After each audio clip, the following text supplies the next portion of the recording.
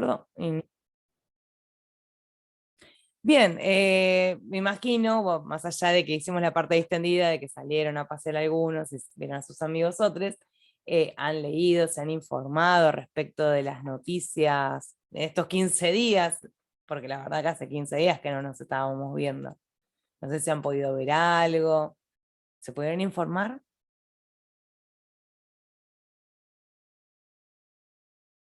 De a uno, ¿eh? Sí, con la actualidad, con todo lo que está pasando a nivel político, por ejemplo, el Congreso y eso, estuve bastante atento a esas cosas. ¿Nos querés comentar, Héctor? Más que nada con el tema de lo que es la Corte Suprema, con lo que pasó y que se dividieron bloques como para poder anular esa embestida judicial, ¿no? Que iba a ser un problema. Así que, bueno, estuve un poco leyendo un poquito de eso y más dentro del tiempo, ¿no? Que uno puede, pues también en otras materias. Y la verdad que bastante interesante. Va, por lo menos a mí me gusta mucho el tema de político y Pero entonces, ¿por qué crees que se dividió el bloque? porque fue una estrategia como para poder frenar, digamos, que Juntos por el Cambio y parte de la Corte tengan más injerencia dentro del Consejo de la Magistratura. Ujú. ¿Y algún otro detalle? Porque de esta manera de que vos lo planteás, querer frenar la injerencia dentro de la corte, no termina de quedar muy claro. Eh, ¿Alguien dijo algún tipo de testimonio, aseveró esto que estás afirmando? Creo que Luis Juez fue el más perjudicado, que quedó fuera del Consejo. Fue el primero que se quejó y quería denunciar a la presidenta del Senado, cosa que no puede hacer, porque la verdad es una estrategia legal lo que hicieron, de dividirse en un bloque, está dentro de lo que sería, no sé si estatuto, pero lo que indica de forma legal está dentro del Senado. Entiendo, bien. Ahí por lo que estuvimos viendo podemos establecer directamente un planteo, una supuesta y primera hipótesis. Esto que decía Héctor de, bueno, está dentro de la legalidad para poder estar frenando el avance del bloque del PRO. Te traduzco Claro. bien, Héctor. Corregime. Sí. No, no, no, está bien, está perfecto. No, si me equivoqué, me podés corregir. Ahí podemos llegar a tener una primera hipótesis. Para poder estar argumentando esta primera hipótesis que plantea Héctor, por ejemplo, necesitamos más información, entrecruzamiento de datos. No nos alcanza solo con el testimonio del juez, porque también tendríamos que ver, y ahí se abriría el campo de pensar quién es Luis Juez y qué intereses tiene también.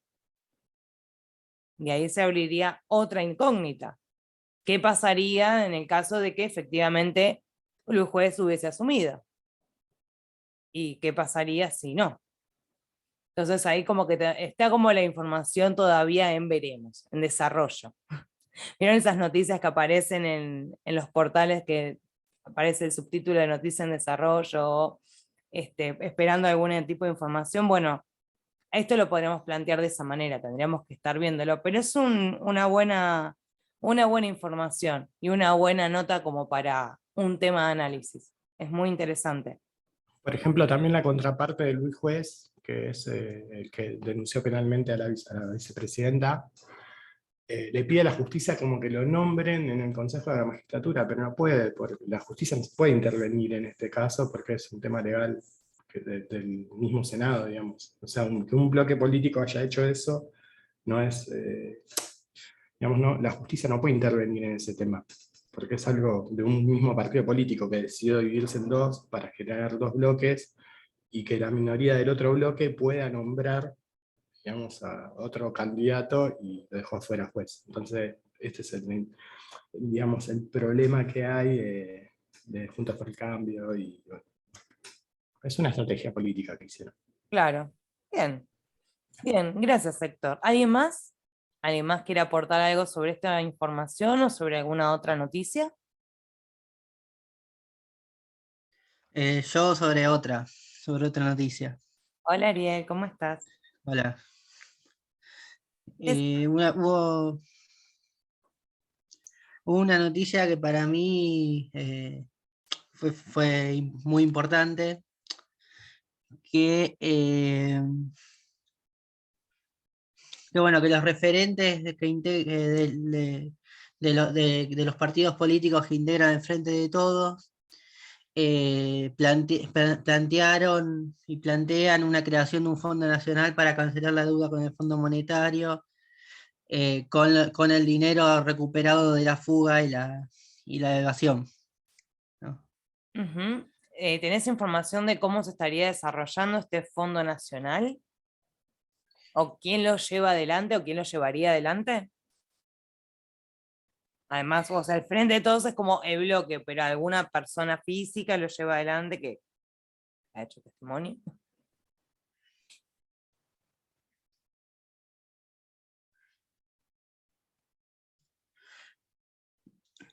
Mm. Perdón, profe, Persona física no lo no. escuché lo que dijo, me perdí. ¿Cómo? Perdóname. Que no escuché lo que había dicho, por el último me perdí. No. No, le preguntaba a Ariel si tenía más data sobre este fondo nacional que quiere, bueno, el bloque del Frente de Todos, establecer como para que paguen parte de la deuda que se tomó. Entonces le consultaba si algunos diputados, senadores, alguna persona física lo había comentado, lo había llevado adelante, si tenía información. Hoy estaban discutiendo eso, estaban debatiendo en la Cámara de Diputados, si no me equivoco, lo estaban tratando, es un proyecto de ley. Ujú. Bueno, esta información, Ariel, tenés que tenerla siempre constante. La información que la tenemos es así, está bárbara, tenemos el dato, pero necesitamos también saber de dónde, quién lo presenta, si es un proyecto, si es una ley ya votada. Esta información extra tenés como que hacerte el machetito para ir acordándonos, porque es verdad, son muchos nombres, hay veces que se confunde la información, se entrecruza. Entonces, truquito para el resto, también, no solo para Ariel, porque también lo puede usar cualquiera, es esto, bueno, a ver, si no conozco a Luis Juez, me hago en un machetito aparte, bueno, es diputado, es senador, qué cargo tiene, si está dentro de algún bloque. Entonces, de esa manera voy acomodando la información para no embatatarme el día de mañana al redactarlo. Porque al establecer frente, sí, el frente es todo, está bien, 10 puntos. Deberíamos que poner la nota y tendríamos el sellito con el 10, pero nos faltaría más detalles. Y para una nota de análisis, siempre pensando, no nos olvidemos de la materia en donde estamos, que es análisis periodístico, siempre pensando en análisis, los detalles. Entonces, cuanto más precisos seamos, cuanto más rigurosos seamos con el manejo de la información, más creíbles vamos a ser como periodistas, como profesionales para nuestros lectores. Nuestros lectores van a creer nuestra información porque nuestra información está verificada, está chequeada y no estamos engañando a nadie. Decimos la verdad, con la información que estamos planteando. Después, si nuestros lectores nos creen o no, si están de acuerdo con Luis Juez, con el movimiento de Cristina, si la odian, asunto de nuestros lectores y ya nos lavamos las manos, como quien dice. Pero bueno, nada, eso como para tener en cuenta. ¿Alguien más tiene información al respecto? ¿Querés ampliar vos, Ariel, alguna otra información? ¿Alguna otra noticia relevante? Yo creo, profe, ¿qué tal? ¿Cómo andan? A todos les saludo. Una noticia importante fue la del anuncio del bono de los 18.000 pesos, que fue muy loco lo que pasó con ese anuncio, porque, bueno, fue un anuncio en el Salón Blanco con el presidente y el ministro de Economía, Martín Guzmán, hace 2 días atrás, cuando se hizo la conferencia, y los medios de comunicación, o sea, levantaron lo que se habló en la conferencia, pero todavía estamos esperando la instrumentalización, digamos, de ese bono. Entonces, es como que la gente cree, digamos, en lo que se dijo en esa conferencia, pero todavía no está publicado en el boletín oficial. Y es muy loco, porque o sea, quienes trabajamos y somos monotributistas, o trabajamos en la economía popular, por ejemplo, hay como una demanda de consulta, y lo que tenemos para responderles es, no sabemos, es solamente lo que dicen los medios, o sea, no sabemos cómo se va a instrumentar. Y es muy loco, porque la noticia, bueno, se anunció, pero no hay información oficial. Y si bien hay algunas pautas, digamos, de por qué se hace este bono y por qué se va a aplicar, no hay nada publicado todavía. Y es rarísimo. Pues ya pasaron 48 horas y que no haya nada en boletín oficial es muy raro como para validar esa información.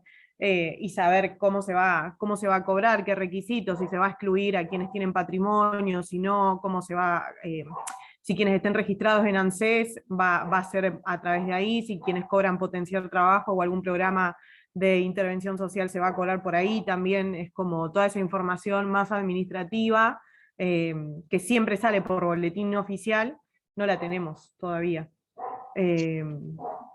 ¿Quién me Yo llegó? tengo algo de información de eso. Si querés, después te paso. Yo trabajo en el Ministerio de Desarrollo Social. Bueno, Sí, me llegó hace un rato también un link, pero bueno, está bastante colapsado no se puede entrar directamente a mi ANSES. claro. Te iba a Pero comentar eso. Recién, compa, me llegó, no sé si está en el boletín oficial, porque bueno, esto me llegó recién, pero me mandó una compañera un flyer de ANSES que dice cómo van a ser las fechas, cuándo hay que inscribirse y demás. sí, a mí también me llegó para los compas de la cooperativa, pero no, Está todavía, colapsada. yo quise entrar recién al link y no se puede, está colapsada mi ANSES. Pero bueno, igual eso como que medio que iba a pasar, digamos, ¿no? A medida que se van registrando o tratan de inscribirse iba a pasar. Pero bueno, fue muy loco que era como, bueno, aguantemos un poquito porque solamente es información que hay en los medios nada más. Era como raro. No, te entiendo. Igual acá, Flor, me diste justo, perdón que te tutee, pero bueno, me dio el ejemplo perfecto de lo que no tenemos que realizar cuando escribimos. Florencia apeló a o sea, a su empatía, a lo que hace diariamente, a su trabajo, que está obviamente contra la economía popular. Entonces, obviamente, le pone o sea, el sentimentalismo que hablamos, una pasión, porque le pega de lleno. No puede evitarlo que le interpele y que se sea parte. Entonces dicen, ¿qué nos pasa a nosotros? ¿Cuándo nosotros vamos a ver el bono? ¿Cuándo nosotros vamos a cobrar? Bueno, el nosotros es primera persona. Cuando usamos la primera persona de análisis está prohibido. Es en tercera persona y no opinamos, porque roza la opinión. Entonces, perdón, Flor, pero te usé de ejemplo porque fuiste perfecta a lo que no hay que hacer. Cuando les corregimos, o mejor dicho, cuando les corregí la actividad la semana pasada, les hice algunas marcaciones. Entonces, bueno, en este momento, en este pequeño ejercicio que estamos haciendo oral, se los señalo porque justamente es esto. Cuando una información, estamos hablando, por ejemplo, una nota de un femicidio, obviamente que nos va a salir escribir tipo, este hombre es un monstruo, es esto, es aquello. ¿Por qué? Porque nos interpela, nos corre, obviamente, sangre por nuestras venas y nos sentimos muy chocados por la información. En este caso sucede lo mismo. Bueno, en análisis lo ideal es alejarnos un poco de la pasión, de lo que nos pasa, alejarnos, pero decirnos todo lo que en realidad pasa, pero sin ponernos en una primera persona. Trampita, nada más, es simplemente eso, pero excelente. Gracias, Florencia, porque da el pie y estamos también. Otra noticia en desarrollo. Es lo mismo que hablábamos antes con Héctor, también, noticia en desarrollo. Por lo que sabemos, creo que fue página 12, publicó esta información de poder acceder a través de mi ANSES. ANSES, yo también ingresé, también está colapsado, tampoco puedo ingresar. Así que doy fe de que todo está colapsado. Ailín, vos querías comentar algo y te interrumpí, me parece. Perdón. No, sí, me parecía que sobre este punto, y te quería consultar, a mí viste, me costó entender la consigna del análisis, la de la clase pasada, por eso te quería consultar. Por ejemplo, lo que dicen, lo que dijeron, de por qué se entrega este bono, tanto el ministro como el presidente, fue que la inflación se debía a que necesitaban frenar la inflación, o sea, poder hacer un paliativo de la inflación, debido a consecuencias que tiene la guerra de Ucrania en la economía de nuestro país. Digamos, se podría hacer, por ejemplo, un análisis explicando cómo repercute, y si es real que repercute en la inflación de nuestro país la guerra de Ucrania, o sea, viene por ahí, ¿no?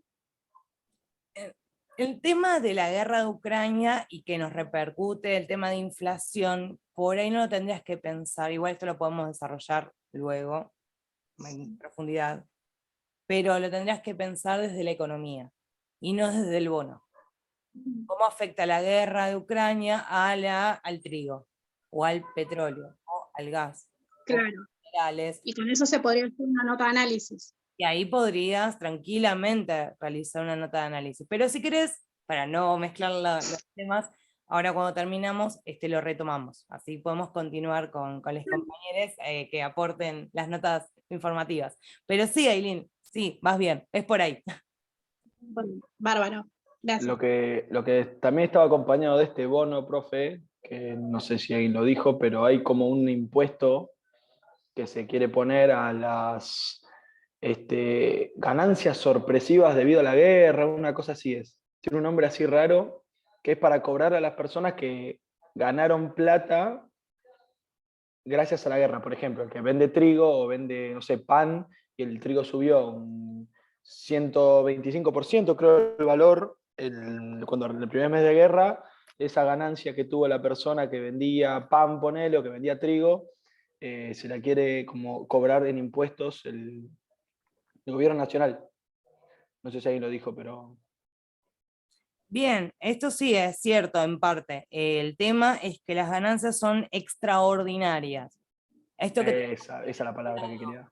Claro, porque no es lo mismo nuestro panadero vecino que vende pan que el que vende las toneladas y toneladas, mejor dicho, exporta toneladas de trigo. Entonces, acá habría que chequear la información de cuánto fue la ganancia que se obtuvo en la venta desde el comienzo de la guerra. Ahí podríamos tener el dato preciso de si hubo efectivamente un fuerte incremento de ganancias. Me imagino, no sé, en dólares siempre pensemos, 2.000, 3.000, 200.000 dólares en ganancias. Pensemos en porcentajes así exorbitantes, donde un trabajador normal no ganaría eso. Pero sí, ves en este caso lo que le comentaba a la compañera Ailín, es el tema en sí, no es en realidad lo que sería el bono, por el caso de Ailén, ¿no? Sino en este caso sería engancharlo con la economía y la guerra. Entonces, ¿cómo afectaría? Y ahí entrecruzás con el bono. El bono quedaría como en el último párrafo del análisis. Y otra noticia también relacionada al tema es la escasez de gasoil que hay en Argentina. No sé, en los medios no lo he visto, en ningún canal he visto que hablaran del tema, pero yo, por ejemplo, otra vez, hace poco fui a cargar nafta con el auto y en los bastidores tenían un cartel que decía hasta 30 litros máximo de carga por auto, o sea, por persona, solamente de gasoil. Y hay como cierta escasez, no sé, o sea, tiene que ver con el tema de la importación de gasoil y de recursos energéticos, pero que también está relacionado con la guerra. Pero no he visto mucha información en la televisión, ni en ningún canal, ni en los portales digitales. ¿Alguien tiene información al respecto? ¿Alguien la llegó a notarlo al menos? Porque hay una información sobre gasoducto de hoy, pero no precisamente sobre faltante. Pero no sé si alguien ha visto algo. No. Perdón, Agustín, creo que te dejamos re... No, no hay problema, pero... Porque la verdad, Profe, creo que la inauguración de un gasoducto puede ser. claro, eso es lo que iba a comentar, exactamente. ¿Querés comentarnos vos? Profe, justo que no estaba al tanto de esa noticia. Pasa que yo lo único que pude leer muy por arriba es que, bueno, el presidente iba a tener una reunión en Vaca Muerta y también, bueno, que se iba a inaugurar el gasoducto Néstor Kirchner, me parece que era el nombre, pero bueno, eso creo que era lo que he visto en uno de los diarios. Bueno, bien. Que lo sabría explicar bien. Para no saber nada, algo sabés. ¿Ves que algo vamos a ir construyendo entre Bueno, Entonces, Si bueno, quiere ahora lo busco, si quiere lo busco no, porque si quiere lo busco no, y en breve le leo, le comparto la noticia, así que no es eso, es simplemente el hecho de que entre todos vamos colaborando y vamos tratando de despejar dudas y sacar otros potenciales de análisis. Mientras ustedes hablan, yo voy tomando nota, por eso. Estoy con bueno, no pasa, disculpe, No, profe. pero no por tomarles a ustedes examen, sino para acomodar mis ideas. Tengan en cuenta eso. No, Con el lapicito joya, gracias, profe. para escribir. No se asusten. Pero bueno, en este caso sí, es justamente Alberto inauguró, o sea, fue invitado para el yacimiento de Loma Campana, que es de YPF, ahí en Vaca Muerta. Entonces ahí se supone que, digo se supone porque no escuché la conferencia de prensa, pero sí leí la nota, que se comenzaría la construcción del gasoducto Néstor Kirchner y que demoraría 1 año. Eso garantizaría la conectividad y el gas para, bueno, justamente precisamente para Buenos Aires, porque el gas vendría directamente para acá, por el tema de la conexión. Esa es la información, no sé si alguien más tiene otra cosa, pero el tema fundamental con Vaca Muerta es buscar otro tipo de análisis que también hay. ¿Alguien sabe qué pasó en Vaca Muerta? ¿Qué tipo de subsidios hubo? Si alguien tiene información, porque también tenemos que pensar en eso. ¿Qué intereses hay en Vaca Muerta? ¿Qué recursos? No sé si alguien tiene información al respecto. ¿Quién estaba anteriormente con la administración de Vaca Muerta? ¿Nadie? Bueno, esa información... ¿Cómo, profe? No la escuché. ¿Qué preguntó? Porque estaba atendiendo la puerta. No, está bien. Lo que estaba consultando era si tienen información al respecto de qué grupo se encontraba a cargo de Vaca Muerta hasta ahora. Porque bueno, obviamente ahora hay una nueva gestión. Pero hasta el momento, ¿quién estaba en Vaca Muerta? Buenas tardes a todos y a todas. Matías Galán, mi nombre. Lo que sabía bueno era que, no sé si es específicamente esta pregunta a lo que apunta usted, es si Aranguren era el centro de energía de la gestión anterior, que era CEO anteriormente de Shell. No sé si estaba bien, que bueno, al ser ministro de Energía de los gobiernos entre 2016 y 2015 a 2019, es uno de los que coordinaba de Estado y medio teniendo estando de los dos lados del mostrador, también lo que es Vaca Muerta, ¿no? Vaca Muerta, recurso, por ejemplo, fósil petrolero y bueno, el grupo. Bien, bien, Matías, gracias por ampliar la información. Es justamente, bueno, en este caso nos desviaríamos por el tema del lado de Shell. Como Vaca Muerta tiene el lado de YPF, entraría otro holding en juego. El holding es Techin. ¿Y qué subsidio obtuvo Techin? Justo como lo que comentaba Matías recién.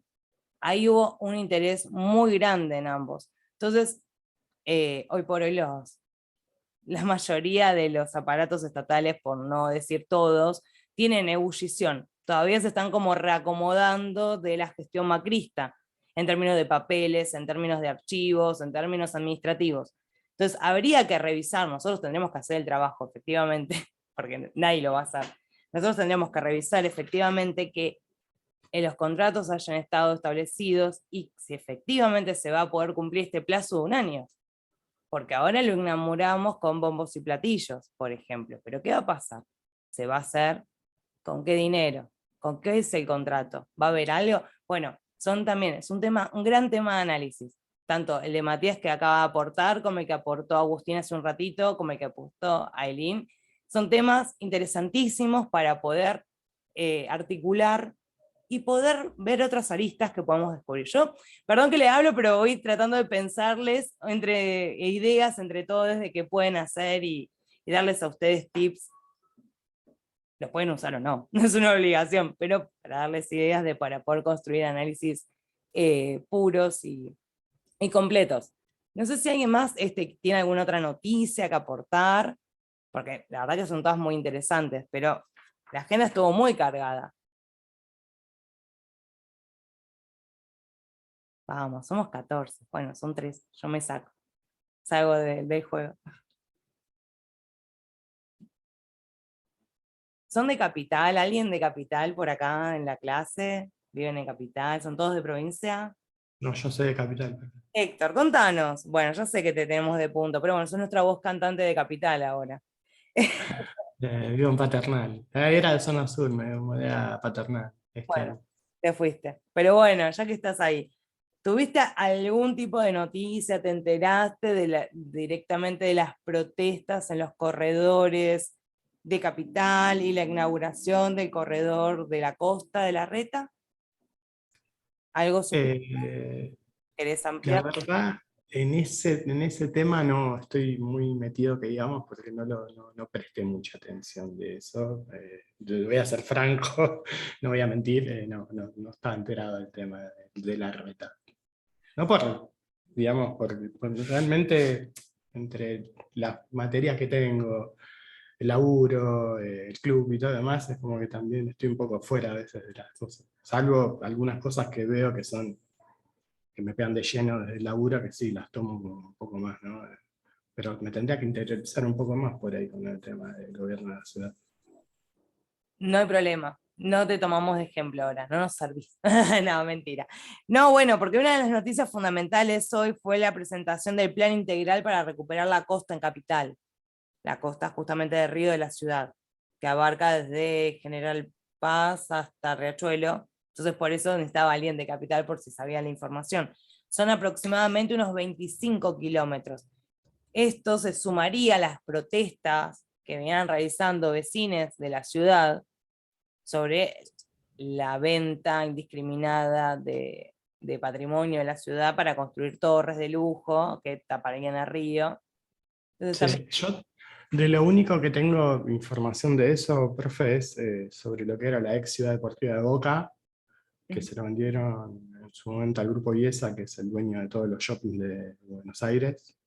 sí, Y se frenó, se logró frenar mediante la justicia una venta que era justamente de esto, que era un negocio inmobiliario, de hacer más torres y todo eso, que producía también un impacto ambiental bastante grande en lo que es la pérdida de entrada de aire a la ciudad, ¿no? claro. Aire en sí, en el sentido de que produce un impacto ambiental aumentando grados centígrados de más en la capital. Sí, Ese es el impacto. sí, esa información es muy interesante y la tienen que revisar, no digo como obligación, ¿no? Pero si les interesa justamente la temática, tienen que revisar esto que aporta el compañero, porque es un dato fundamental y clave para poder evaluar las mediciones que puedan llegar a tener para argumentar su análisis. Son ejemplos que se me ocurrieron a medida que fuimos charlando, traerlos a la cursada. Igual para aquellos que son fanáticos del periodismo deportivo, pasaron cosas y nadie me ha comentado nada de deportes. De política sí, de deportes nada, espectáculo cero, y sí que pasaron cosas. No, Nosotros, en lo deportivo, que yo estoy en Boca, estamos en una crisis bastante importante. bueno, pero vos ya hablaste, Héctor, hay que... Es verdad, no me tengo que hablar. Otro compañero Perdón. que no habló, no por censurarte, gracias por tus comentarios siempre tan atentos.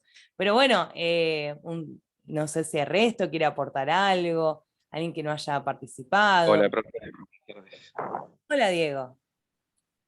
Bueno, principalmente lo que más resuena en el mundo del deporte y más que nada del fútbol es la problemática tanto en San Lorenzo como en Vélez del tema dirigencial, que está muy ausente y bastante erróneo a la hora de tomar decisiones.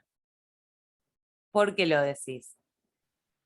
Y bueno, pero en San Lorenzo ya venía pasando hace varios años, pero la crisis futbolística es como que deja en evidencia eh, que Tinelli se va de vacaciones y está de licencia, que Lamens está ausente, que el equipo juega mal y esto deja en evidencia más que nada los errores dirigenciales. En Vélez los errores futbolísticos también dejan en jaque a Rapizarda, que es el presidente, y todos los socios e hinchas, tanto de Vélez como de San Lorenzo, están bastante enojados con los mandamás de cada equipo. Me viste muy cara de enojada. Bueno, nada, yo me hacía cargo porque por hincha me hago cargo, sí, estamos re enojados. No, pero bueno, este comentario personal de, bueno, de los hinchas están enojados, me encanta que lo traigas a clase porque es un ejemplazo también de las cosas que no hay que hacer. Perdón, Diego, pero lo tengo que tomar en cuenta. Si Es más, profe, me parece que en Twitter también en un momento se difundió una placa de una página de San Lorenzo que decía que no vayan a la Popular local en uno de los partidos. Que no mira, vayan más. Algo parecido como lo que pasa actualmente en Independiente. claro, esto es lo que les iba a comentar. Si van a tomar en cuenta la información de un periodista de TS Sport o comentarista, es irrelevante a menos que lo citen. Según el Pollo Viñolo, 2 puntos. Como quien dice, abro comillas. Los hinchas de San Lorenzo están enojados, cierro comillas. Pero decir en un análisis, la hinchada de San Lorenzo está enojada y sin citar es un error.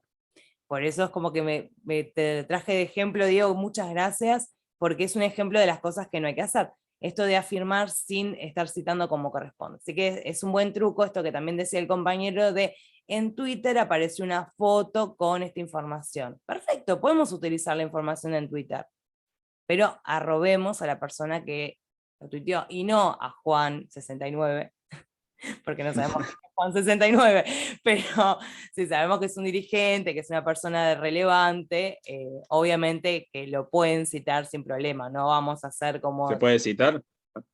Sí, yo sí lo voy a tomar como cita porque están tomando la voz textual de un dirigente, como si tomaran el textual de Marcelo Tinelli. Si mañana Tinelli tuitea, me voy de San Lorenzo dando un portazo, y lo tuiteó así, ustedes toman ese textual como si él lo hubiese dicho en la radio o en la televisión.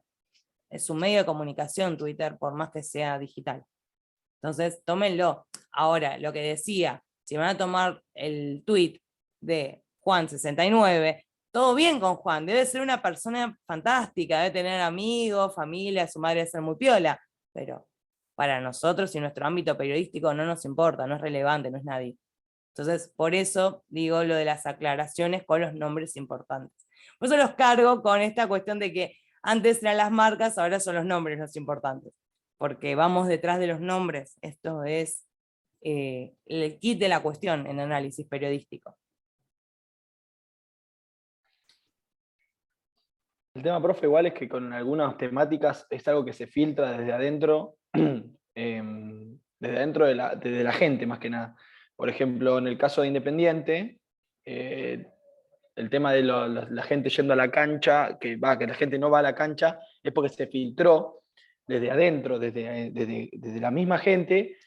Primero que nada, hay que vivenciarlo para saberlo. O sea, yo tengo conocidos de Independiente que en la cancha, el partido anterior de local, no el del fin de semana pasado, sino que el anterior,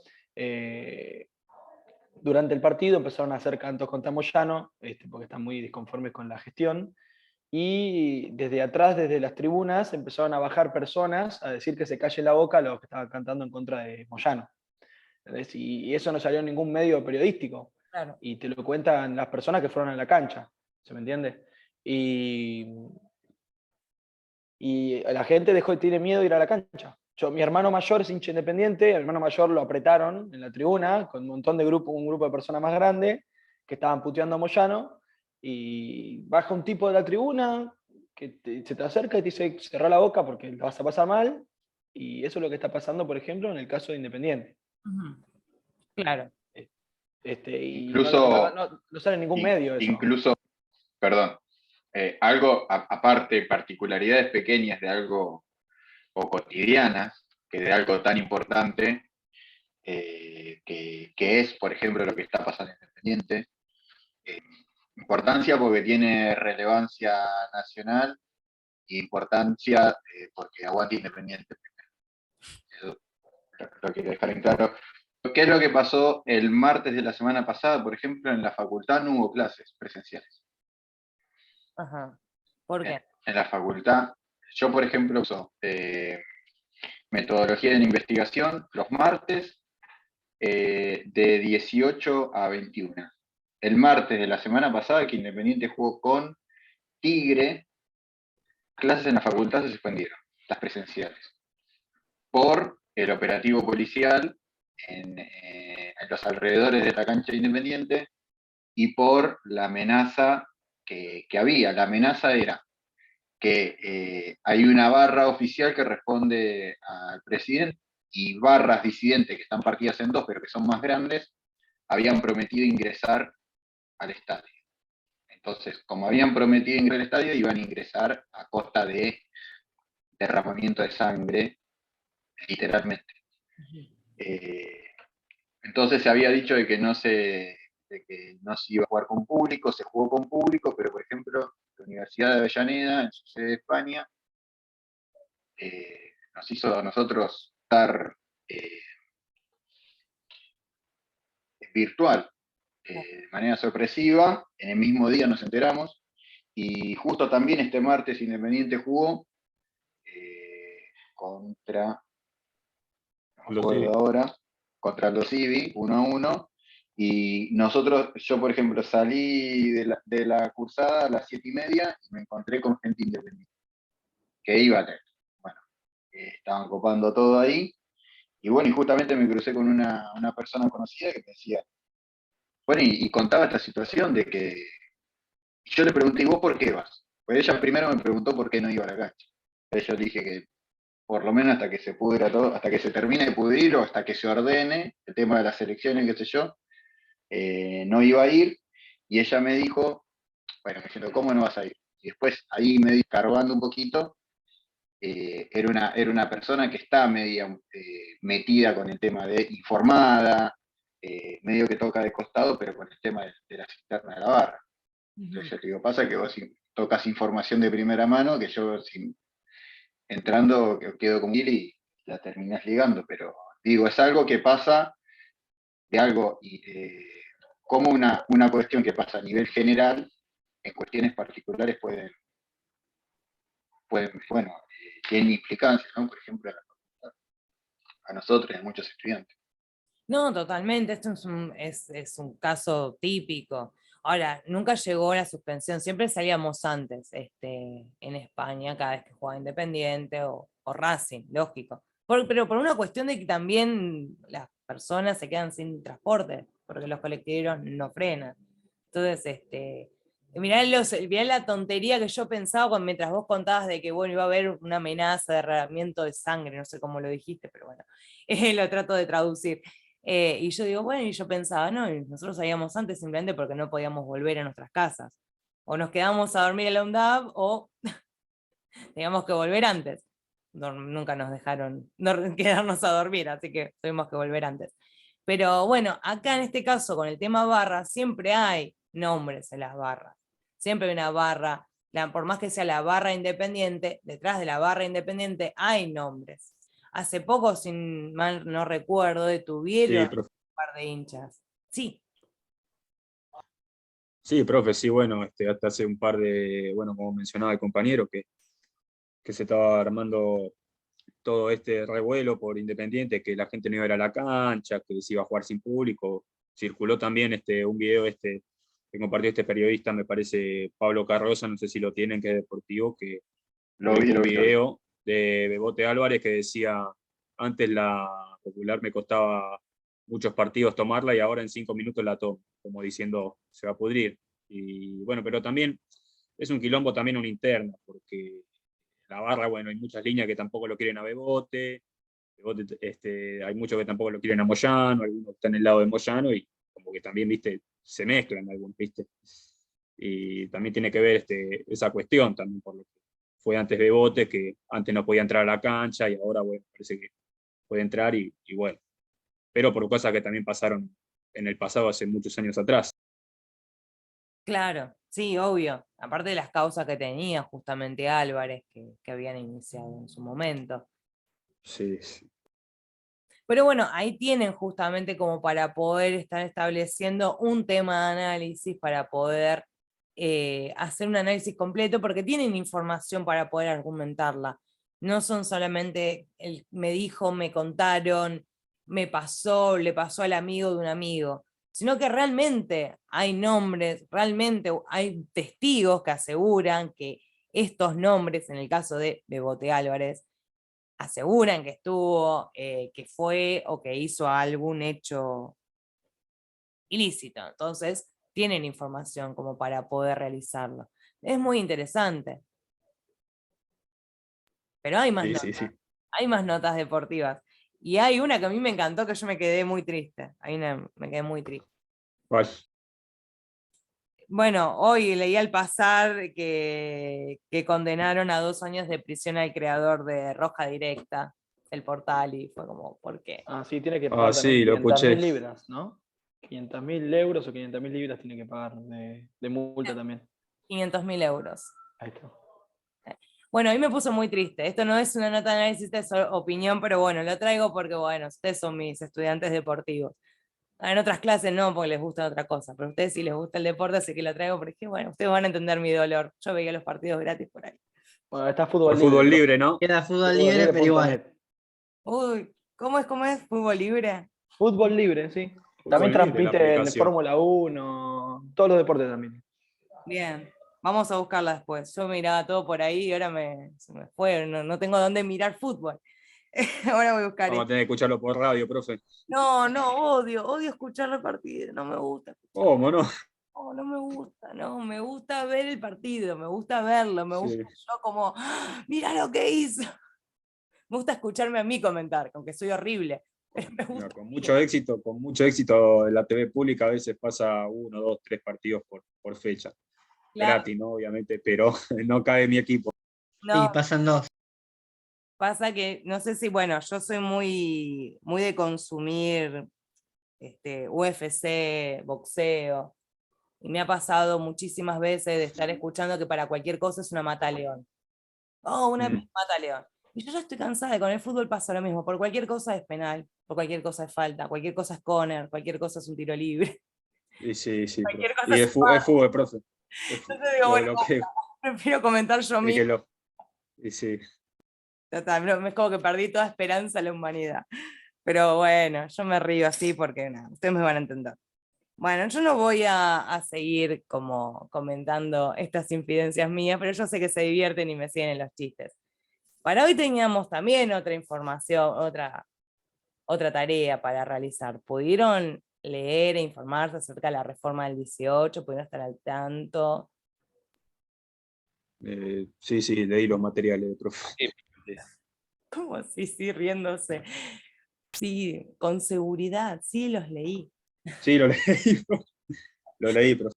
Bueno, está bien, voy a confiar en tu palabra. Bueno, igual veo ahí unas caritas que han dicho, han afirmado que sí lo han visto, lo han leído al menos.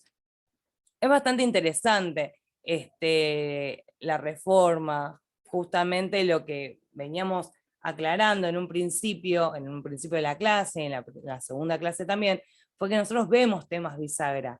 Si bien en los hechos noticiosos tratamos de hacer este juego, de anclar en distintos hechos o en distintas perspectivas para poder analizar el mismo hecho, pero teniendo el informe más completo, con la reforma del 18 abriríamos esta sección de lo que serían los temas bisagras que la materia abarca. La reforma del 18 obviamente es un hecho característico de nuestro país. ¿Alguien puede decirme qué fue lo que sucedió? ¿No quiere comentar?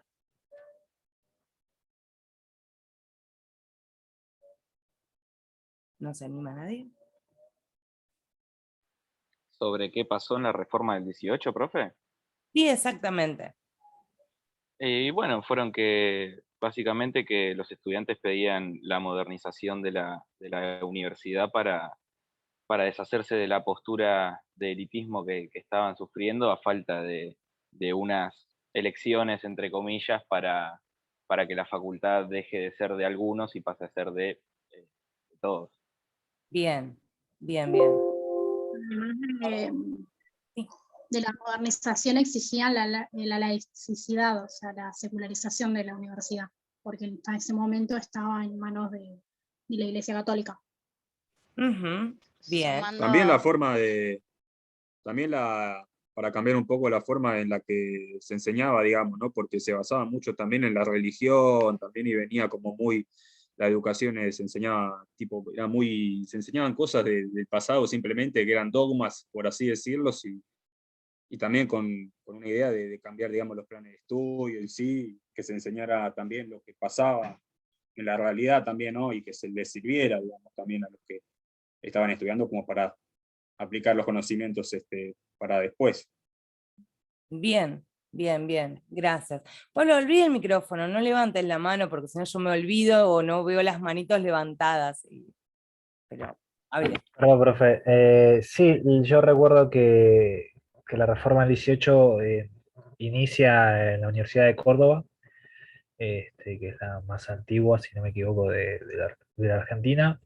En ese caso se pedía la libertad de cátedra, bueno, la separación de un poco de ciertos dogmas, porque bueno, era perteneciente a la iglesia, esa universidad, y algunos otros derechos que no recuerdo bien ya, pasó mucho tiempo, pero sentó las bases para que todo el resto de los países de Latinoamérica fueran por el mismo lado, porque sus universidades en ese momento estaban en situaciones similares.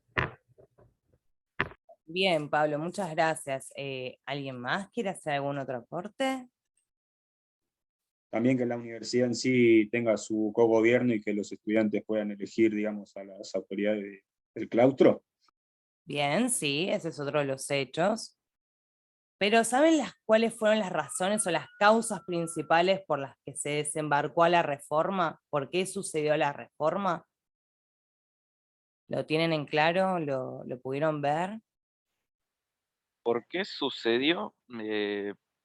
Básicamente, profe, en base a lo que fue la guerra, como que los estudiantes tomaron iniciativa como de revelación y de poder decir lo que estaban sintiendo en ese momento. ¿Qué guerra?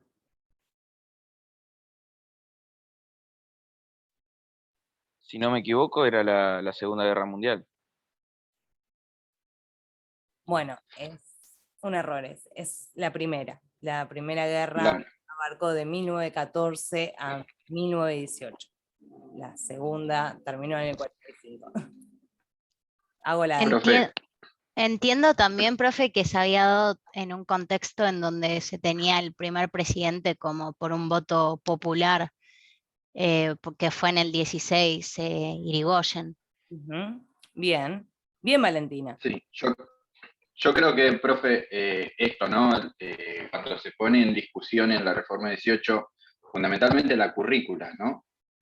Claro. La forma de la enseñanza, cuando el contexto histórico era avasallante por todos lados, en lo interno, la consecuencia de la ley Sáenz Peña, la consecuencia positiva, y que, como decía la compañera recién, el primer presidente elegido por el sufragio universal. Iba a decir democrático, pero bueno, las mujeres no votaban. Fue elegido por el sufragio universal por primera vez. O sea, había pasado hace muy poco, en el año 16. Y es una generación estudiantil contemporánea también a la Primera Guerra Mundial, donde colisiona también una forma de ver el mundo. Digo, había una forma de pensamiento de que, acá quizás me estoy yendo un poco más, pero bueno, de que el progreso de la humanidad, de la industria y de la ciencia iba a ser de una sola manera, con una sola línea, hasta que en realidad esa generación ve que ese progreso que le vendieron termina en tragedia. Termina en tragedia que termina, bueno, primero en la Gran Guerra, que así se llamó, la que después nosotros conocimos como la Primera, y previamente a eso también había que tener en cuenta, bueno, quizás lo que fue el hundimiento del Titanic y demás, que era como el coloso de que no se podía, el irrompible, el inundable, dijo, ¿no? Eso fue En el 12, eso en el 12. Eso en el 12, bueno, todo quizás una consecuencia que chocaba con esa forma casi eclesiástica de ver e interpelaba al estudiante, a la juventud, con el tiempo histórico que estaban viviendo. Muy bien, muy bien. Si bien hay partes en lo que comentó el compañero Matías, que son, hoy las podríamos considerar como históricas, porque justamente el contexto latinoamericano en el 12 era completamente distinto al inglés, de donde surge el Titanic, que viene hasta Estados Unidos, que viene a América. Bueno, obviamente lo que comentabas es como que sería como incomparable, pero es por ahí, como quien dice, los hechos, como bien ustedes fueron comentados, fueron todos proclives, como que generaron la gran revuelta estudiantil de esta época. Tengamos en cuenta de que estos estudiantes tenían entre 18, 22 años, 23 como máximo en edad. Su edad, la edad de creo que casi todos en esta clase. ¿Se imaginan ustedes tomando la universidad, en este caso la UNDAD, porque están en contra de las medidas de Calzoni? Y porque se dan cuenta de que es injusto lo que está sucediendo porque los programas de estudio son antiquísimos y tenemos un régimen clerical porque nuestra universidad... ¿Se imaginan? 20 años, esto no lo había hecho nadie. Yo ahora armé como un pequeño power para que lo puedan tener ustedes, si es que lo desean, si son muy, muy genios y de buena memoria, cosa que yo no, pero ustedes seguramente sí, como siempre. ¿Lo pueden chusmear? ¿Lo pueden estar viendo? ¿Lo ven todos? Sí, sí. Sí, profe. Gracias por avisarme, porque si no, yo no los estoy viendo y me pierdo. Bueno, como muchos de ustedes decían, en Córdoba se generó el movimiento de proyección latinoamericana. Esto no solamente quedó enclaustrado en una universidad, la Universidad Nacional de Córdoba, sino que se extendió por toda Latinoamérica. Obviamente, como lo que decía el compañero Matías, el objetivo era como tener esta democracia en la universidad y otorgarle este carácter científico, como comentaba Ailén. Pero justamente lo que sucedía era que en ese momento, como les comentaba anteriormente, la Universidad de Córdoba fue fundada por jesuitas, con lo cual su régimen era bastante antiguo, y no digo atrasado, pero no iba de la mano con los tiempos que corrían en esa época. El 15 de junio de 1918 fue el día establecido para que los estudiantes de la Universidad de Córdoba ingresaran a la universidad, valga la redundancia, e impidieran la elección de rector, y obviamente declararan la huelga general. Esto fue gestado por varios días, pero el día que se declara la huelga general fue muy importante. El gremio de estudiantes, el mismo gremio estudiantil, fue el que reclamó la eficiencia también del régimen docente. Estos docentes que se encontraban en las cátedras de la universidad vitalicias, con cargos hereditarios, estos se heredaban. Los cargos en esa época eran hereditarios y no eran por concurso, ni por oposición, ni por currículum, sino simplemente eran de manera vitalicia e instantánea. Entonces, esto también generaba un gran enojo en los estudiantes. Pero la gota que rebalsó el vaso en esa época fue justamente la suspensión del internado para los estudiantes del Hospital de Clínica. Córdoba en esa época genera el hospital, justamente, pero posibilitándoles un internado para aquellos estudiantes de las provincias más cercanas que iban hasta Córdoba para poder estudiar. Entonces tenían que alojarse. Entonces habían generado el internado para aquellos estudiantes que vivían muy lejos se pudieran quedar y poder continuar sus estudios avanzados en el Hospital de Clínicas. Al establecer la suspensión del hospital, se genera una gran revuelta estudiantil dentro del hospital, o sea, de estudiantes de medicina, estudiantes avanzados, y lo que vendría a ser la incipiente también clase obrera. Por supuesto, el resto de grueso estudiantil se suma a las protestas. Pero al estar estableciendo los reclamos correspondientes ante las autoridades universitarias, ninguna de ellas fue tomada en consideración y los estudiantes fueron tratados como personas ateas, como que no tenían ningún tipo de sentido lo que estaban solicitando, y directamente el reclamo fue desoído. Por supuesto, lo que hicieron era, como les comentaba anteriormente, se pidió el no asistir a clases y la manifestación total del frente. Por su parte, la Federación Universitaria de Córdoba, en ese mismo interín, ingresó a la dirección de la universidad y obviamente con la intención de impedir las elecciones y protestar al respecto. Por supuesto, el gobierno en ese momento, como bien señala la compañera, de Irigoyen ordenó que no se estableciera, y el gobierno de la universidad pidió reprimir la ocupación. Las autoridades decidieron también clausurar las aulas, evitando que los estudiantes pudieran ingresar a la casa de estudio, y el Comité Pro Reforma Nacional se gestó también en ese mismo auge. El Comité Pro Reforma, como les decía, fue el que le solicitó a Irigoyen la intervención, y que pida justamente la intervención para que pudiesen llegar a un acuerdo. Esta foto, no sé si todos la pueden ver, pero me pareció muy interesante y como que reflejaba bastante lo que sucedía en la época.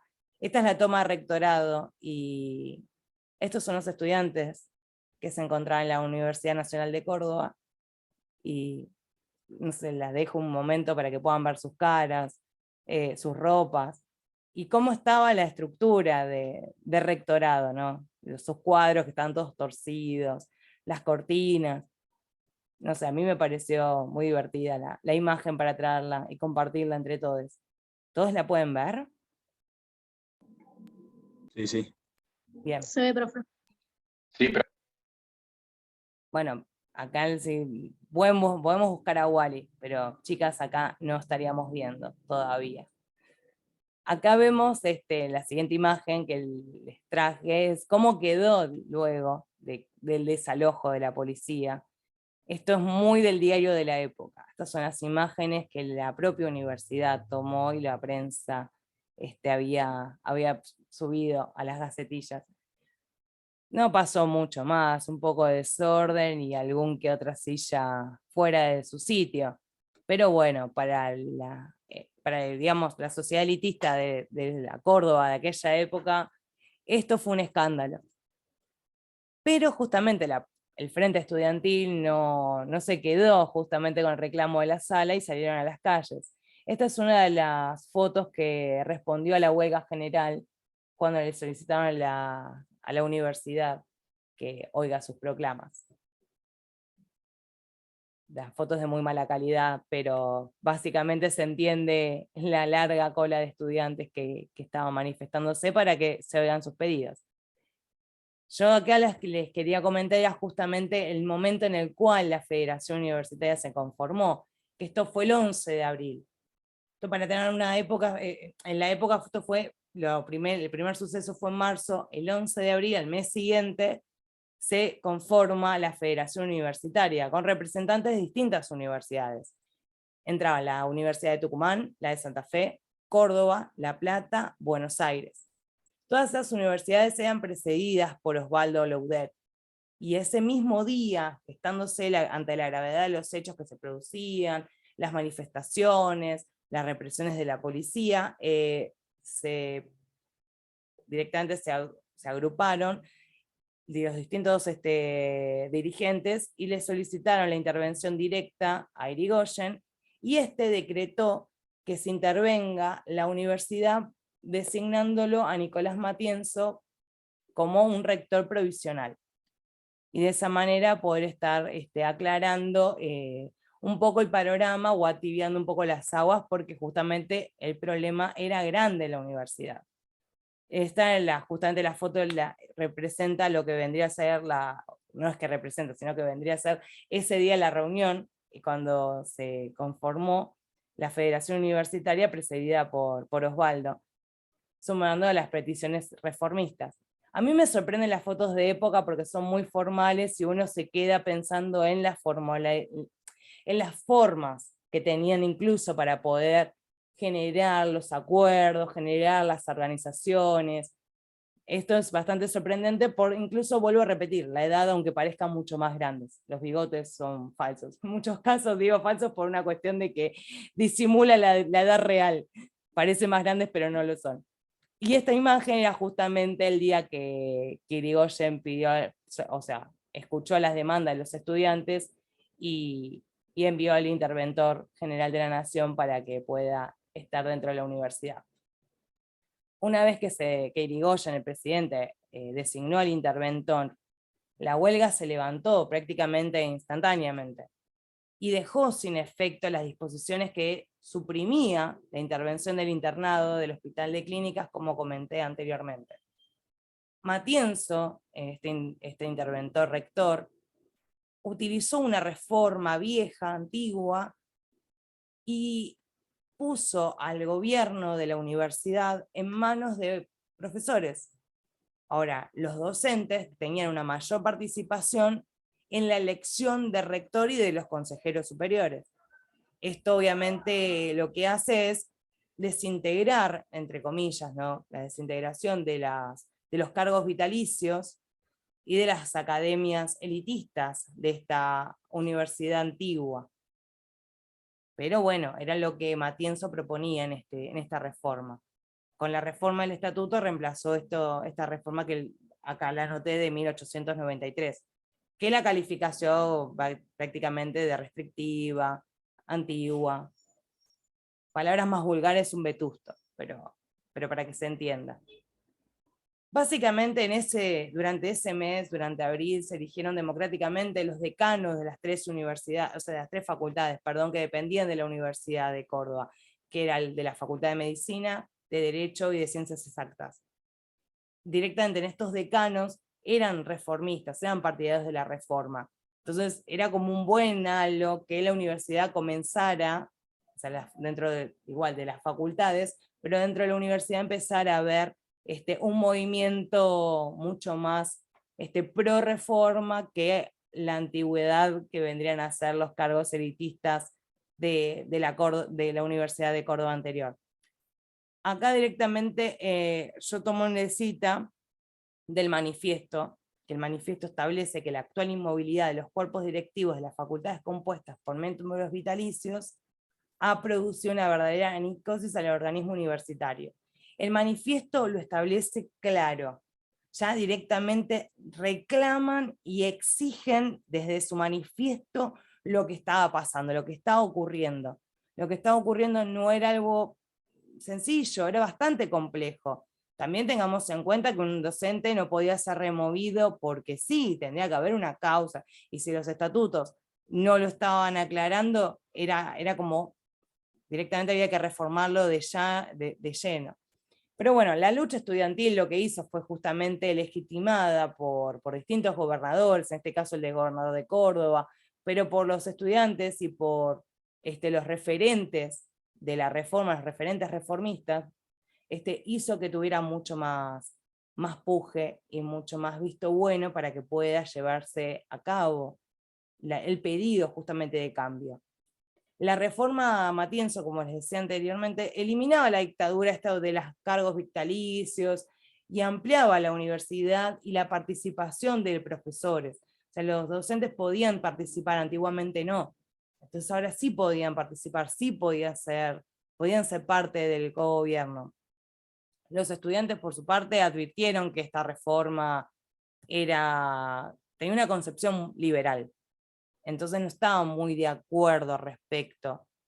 Pero de todas maneras lo que establecía era la eliminación de los antiguos privilegios que disfrazaba en los cargos justamente de los cargos de los docentes de la Universidad de Córdoba. A mí me interesa que tengan en cuenta la reforma de Matienzo, pero también viéndolo con el manifiesto eliminar, porque hay que verlo desde esa manera. La reforma lo que no ha hecho es una democracia universitaria como la conocemos nosotros, sino que estableció el dominio de ciertos profesores, solo algunos, no todos. Entonces hay que tenerlo como siempre en consideración.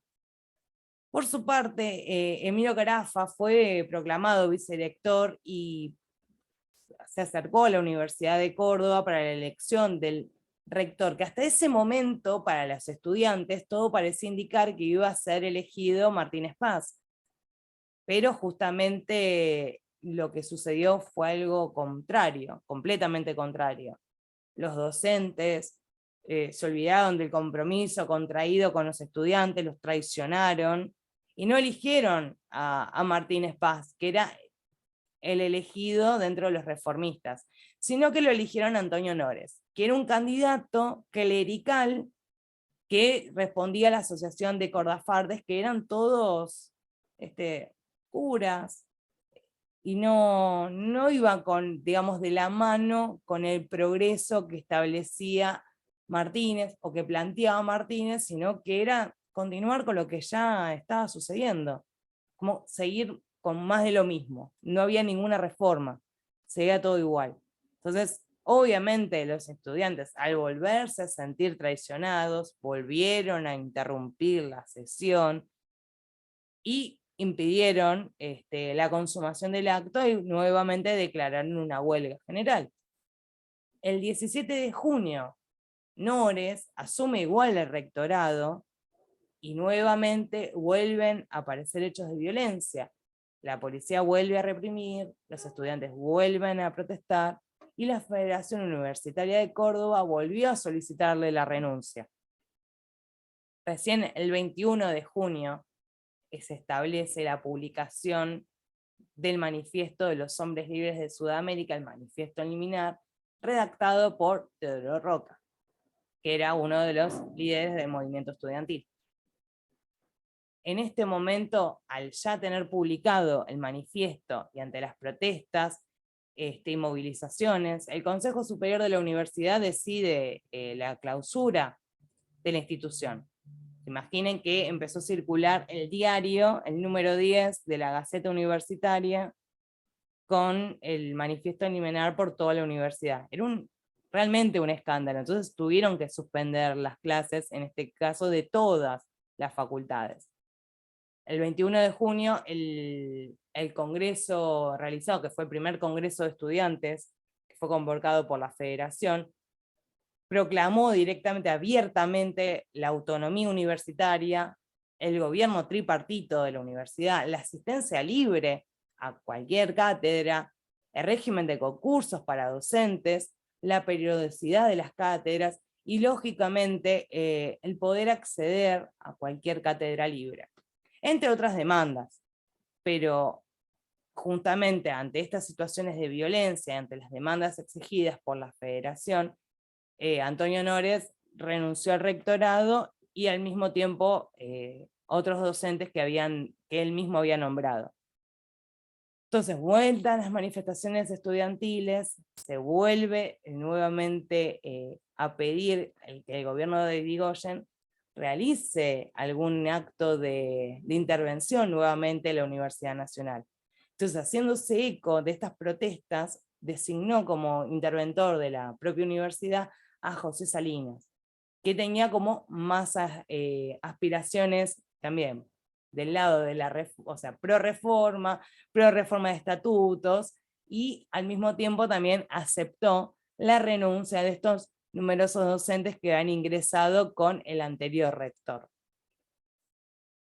Básicamente, como les comentaba antes, la reforma se extendió por toda Latinoamérica, y la Federación Universitaria Argentina lo que realizó fue, en 1920, firmó un convenio con la Federación de Estudiantes del Perú, donde se comprometieron a intensificar el intercambio intelectual, a solidarizarse entre países, a estar directamente de la mano y la lucha con la enseñanza y el sometimiento de universidades populares, propagar el ideal latinoamericano, y bueno, entre otros, justamente otras demandas y otros pedidos en distintos congresos que se han realizado.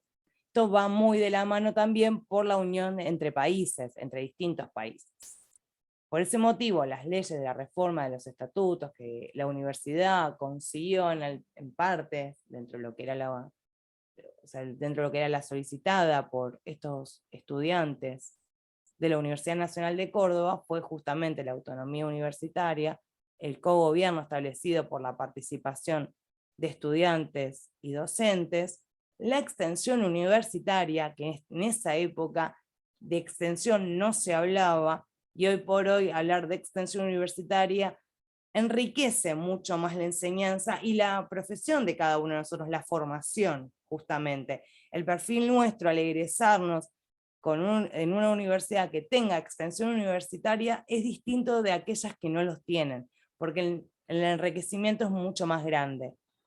Obviamente esto lo que implica es la actualización de programas de estudio. Directamente al extenderse, al estar tanto conectado el territorio con la universidad, van de la mano, no van por carriles separados, sino que siempre están encomandados y articulados para poder estar trabajando a la par. Por eso siempre los programas de estudio se tienden a actualizar constantemente. Y obviamente se necesitan también la periodicidad de las cátedras.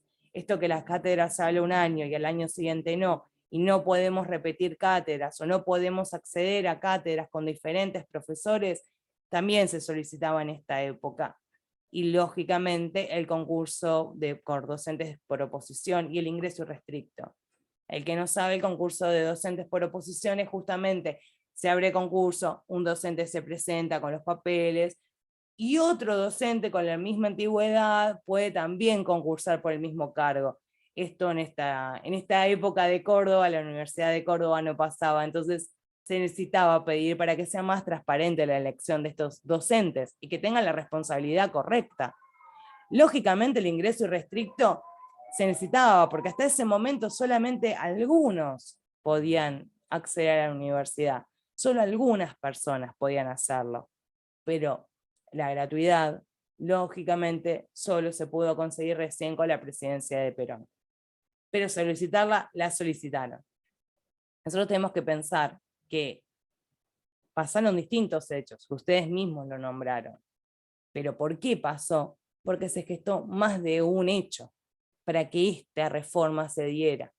Si todos estos hechos por ahí no se hubiesen dado, hubiese sido otra la situación, no se hubiese manejado de otra manera.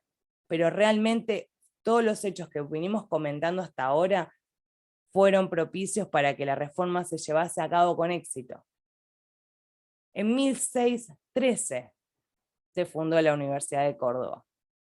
Yo puse una fotito muy antigua, pero la pueden googlear, la pueden buscar, hay un montón de fotos, pero para que la vean, tenía un estilo colonial de la colonización española, era muy chiquita en una época, entonces había solo algunas aulas, y las experiencias eran justamente áulicas, no había esta cuestión de la conexión con el territorio, el echar lazos con la comunidad, con justamente el resto de los personajes que pueden, con actores sociales. En esa universidad no existía. Pero ¿qué pasaba si alguna mujer quería estudiar? Hasta ahora, ¿cuántas mujeres vimos en las fotos que les mostré? ¿O vieron alguna? ¿Ustedes encontraron mientras investigaron en sus casas sobre la reforma alguna chica? Ninguna. Justamente, solo algunas personas, como les dije antes, podían acceder, permanecer y ser formadas.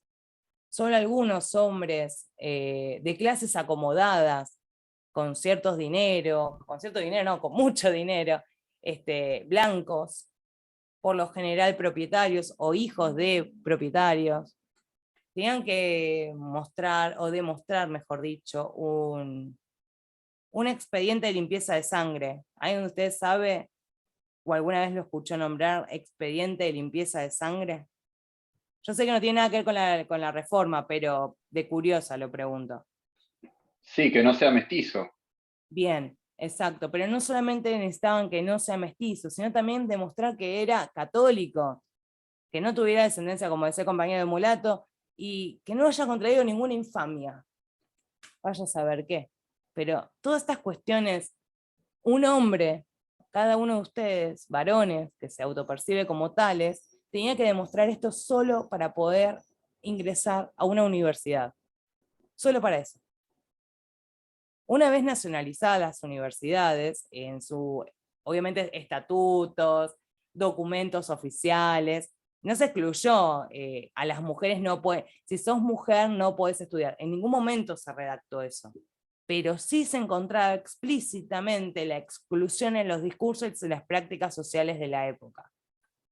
Esto se encontraba en cualquier ámbito, no solamente en la vida cotidiana pública, sino que se encontraba en el registro civil. En esa época estaba el Código Civil registrado por Damaso Vélez Sarsfield, donde establecía solamente que las mujeres casadas no podían obligarse ante terceros sin el consentimiento del esposo. En caso de no ser casadas, tenían que pedirle permiso al padre o al hermano. Si no tenían ni padre, ni hermano, ni marido, tenían que pedírselo al juez. Y recién ahí un juez decidía si una mujer podía estudiar o no. En la Universidad de Buenos Aires, en la Universidad de La Plata, en la Universidad de Córdoba. Pero bueno, en este momento solamente estaba la de Córdoba porque era la más vieja, pero justamente era eso, hasta ese momento estaba realizado. A través recién del decreto 191 del 2011, que se los aclaré, fue promulgado y se reemplazó el Código Civil de 1869. Pero recién en épocas de bonanza, y ya entrado bastante la democracia. Pero bueno, miren todo lo que se tuvo que esperar para hacer la modificación. En las primeras facultades, o mejor dicho, las primeras mujeres que lograron sortear estas discriminaciones, y estos pedidos de nuestro amado Vélez Sarsfield, amado soy chistosa al respecto.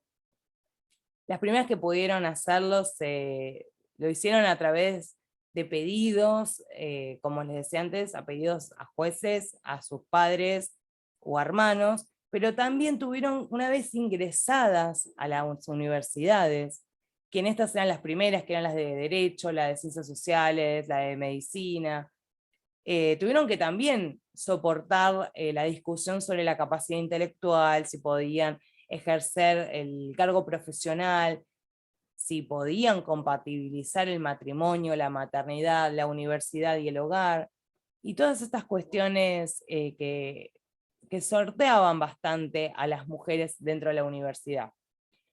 Obviamente que las pocas mujeres que les decía tenían que también establecer un sistema, obviamente un servicio económico, un sustento económico, mejor dicho. Las mujeres no tenían en ese momento un sustento económico propio, solo algunas. Entonces había que solicitar a los maridos, a los padres o hermanos que les aseguraran el sustento económico, y muchos de ellos lo que hacían era amenazarlas e impedirles la autonomía o la responsabilidad de estudiar, porque justamente les proveían de economía. Pero bueno, aquellas que dijeron o que se atrevieron, mejor dicho, a distanciarse del servicio doméstico, de ser esposas, madres, y prefirieron establecer o irrumpir en el mundo del espacio público y en el mundo del trabajo, fueron algunas pocas. Pero bueno, yo no me quiero extender justamente, pero lo pueden estar revisando con autoras como Dora Barrancos o Virginia Woolf, que establecen de manera muy clara este contexto desigual de la época. Si están más interesados, lo pueden chequear con estas autoras. Pero tengan presente esta sensibilidad de que había mujeres, pero eran demasiado pocas, y la historia se encargó de invisibilizarlas. En 1884, en Córdoba, se graduó la primera mujer partera. En ese mismo año entró en vigencia la Ley de Educación Superior. Entonces se establecieron cuestiones generales, pero la historia misma se encarga todo el tiempo de estar ocultando. La Facultad de Medicina, en este caso, que también dependía de la Universidad Nacional de Córdoba, fue fundada en 1877 y establecía las decisiones también sobre la salud reproductiva, sobre la planificación familiar, también sobre embarazos de riesgo, y también discutía sobre abortos terapéuticos con el fin de erradicar el curanterismo. En esta época las curanteras, comadronas, era muy normal. en la sociedad. Entonces, para evitar que la sociedad, para que las personas tuvieran que ocurrir a un especialistas no tan expertos, se establecían estos lugares para que las personas pudieran atenderse de manera más higiénica. Por supuesto, como también muchos de ustedes comentaban, la primera década del siglo comenzó más que teñidísima por revueltas, por sucesos históricos, por hechos, y justamente también las mujeres venían protagonizando junto con la clase obrera distintos hechos bastante álgidos. Yo acá les hice una pequeña cronología como para que puedan establecer una pequeña línea de tiempo mental. Pero en 1862 se establecieron los los primeros derechos cívicos. En el 69, como les decía antes, se estableció el Código Civil de Vélez Sarsfield.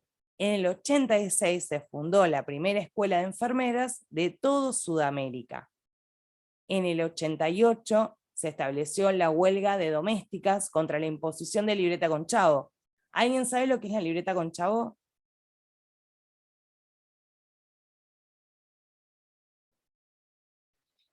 Es como un,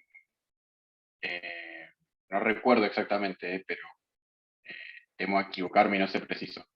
Pero es como una libreta de, no sé si de buenas conductas, buenas costumbres, o que tienen que ver generalmente con el tema del militar, algo así. Imagino mucho de la época de lo que retrata el Martín Fierro.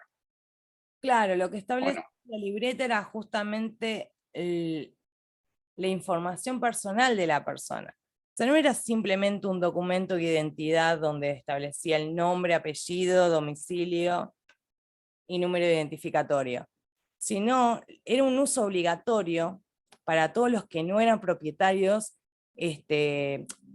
propietarios de ninguna tierra. O sea, para aquellos que no tenían tierra, o sea, empleados, una persona común y silvestre, debería usar esa libreta, y se las daban a las empleadas domésticas justamente para diferenciarlas de las dueñas de las casas. Entonces era bastante discriminatorio, muy discriminatorio. Pero era justamente como una identificación, como para poder separar de la señorita de bien, entre muchas comillas, de aquella que era la sirvienta. Luego, con el correr de los años, se estableció el uniforme y distintas reglas de vestimenta para diferenciar todas aquellas que podemos catalogar hoy como discriminatorias. Sigo con la cronología para no perderme. En el 89, al año siguiente, inmediatamente las modistas tomaron la misma decisión, porque a las modistas les pasaba lo mismo. Y lo mismo les sucedió en el 90 con las mujeres y los panaderos. También a las mujeres y los panaderos les pedían la libreta. En el 89, perdón que me faltó, pero les quería aclarar que también la primera médica se recibió. Y en el 96, La Voz de la Mujer se estableció como un gran periódico de las mujeres, donde podían establecer y donde podían compartir sus anécdotas, cartas, poesías y problemas que estaban teniendo en la sociedad de la época. El mismo año también se estableció la huelga de las obreras del tabaco, que también eran sobreexplotadas. No les pagaban bien, bueno, en realidad lo que les pagaban eran con centavos de la época. Lo mismo sucedió con las costureras, con las lavanderas y con las de alpargatas. Todas estas fueron huelgas de mujeres, pero también se sumaron las obreras de las compañías General de Fósforos y las telefonistas. Al correr del más o menos, pero al correr del 1909 ya había mucha revuelta entre socialistas y anarquistas. Pensemos en esa época roja, en el caso de lo que era la Semana Roja del 1 de mayo, en la conmemoración del Día Internacional de los Trabajadores, donde la policía también reprimió y asesinó a decenas de personas y hiriendo a otras cientos. Esto fue muy grave para la época y fue una repercusión tremenda. Para la época fue, creo que la huelga más grande, por lo que dicen distintos autores, fue la huelga más grande de toda la historia, en ese momento. Para 1910 se registraron aproximadamente 280, 290, 280 huelgas en todo el país, con la significativa participación de mujeres. En el mismo año también se realizó el primer Congreso Femenino Nacional de la Mujer, y en el 1912, como señalaban los compañeros, se sancionó la ley Sáenz Peña que propiciaba el voto secreto y obligatorio, pero masculino. Las mujeres todavía no podíamos votar. En el 13, o sea, en 1913, el Partido Socialista triunfó por primera vez y comenzó a implantarse la ley de voto secreto y obligatorio en el sistema político institucional, y para la clase obrera fue mucho más permeable poder acceder, pero todavía tenía ciertas restricciones. Y era justamente el objetivo terminar de una vez con el voto cantado. Mientras tanto, en esta misma época, en Europa, el archiduque Francisco Fernando de Austria fue asesinado, y eso fue el puntapié que se desató la Primera Guerra Mundial. Con el imperio, obviamente por parte del imperio austrohúngaro acerbi, la movilización rusa contra el imperio austrohúngaro. Esto fue el detalle general, que yo acá les traigo la foto, puntual, que nosotros podemos situar que fue el hecho que provocó, que desata la Primera Guerra Mundial, a no confundir con la Segunda. Como también decían los compañeros, en el 16 Hipólito Yrigoyen asume en Argentina, entonces hacemos un paralelismo.